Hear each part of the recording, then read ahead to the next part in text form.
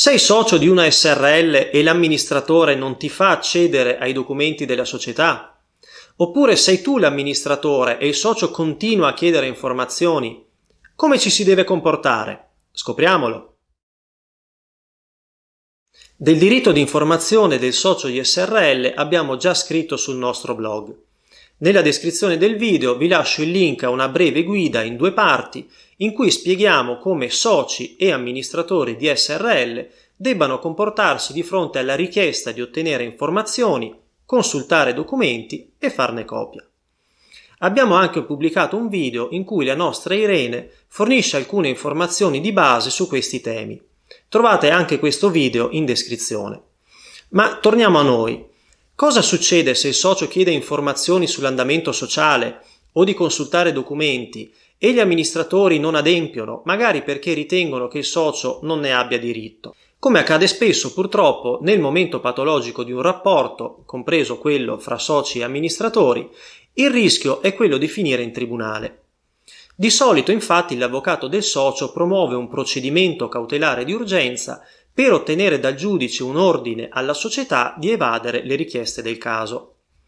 In questo procedimento il ricorrente deve provare la propria qualità di socio, di avere svolto legittime richieste rimaste ingiustamente inevase e indicare a quali informazioni e documenti intenda accedere.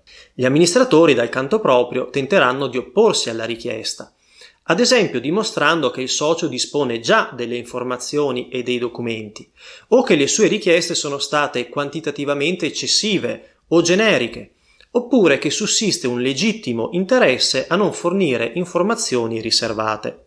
Di recente il Tribunale di Bologna ha risolto un caso simile, nel quale la società non si è nemmeno costituita nel procedimento e dunque non si è difesa. Non stupisce allora che il giudice abbia condannato la società a permettere al socio di accedere alla sede sociale o al diverso luogo in cui la documentazione è conservata, personalmente o anche per il tramite di un delegato, con autorizzazione a esaminarla per un tempo sufficiente e a farne copia, ma questo a proprie spese. Quanto alle tempistiche, il Tribunale ha onerato le parti di concordare un vero e proprio calendario degli accessi entro 10 giorni dalla propria decisione. Per inciso, questo procedimento è costato alla società oltre 2.000 euro in spese legali, il che potrebbe indurre il socio a dolersene ulteriormente con gli amministratori. Iscrivetevi al nostro canale. Abbiamo un'intera sezione dedicata al diritto commerciale.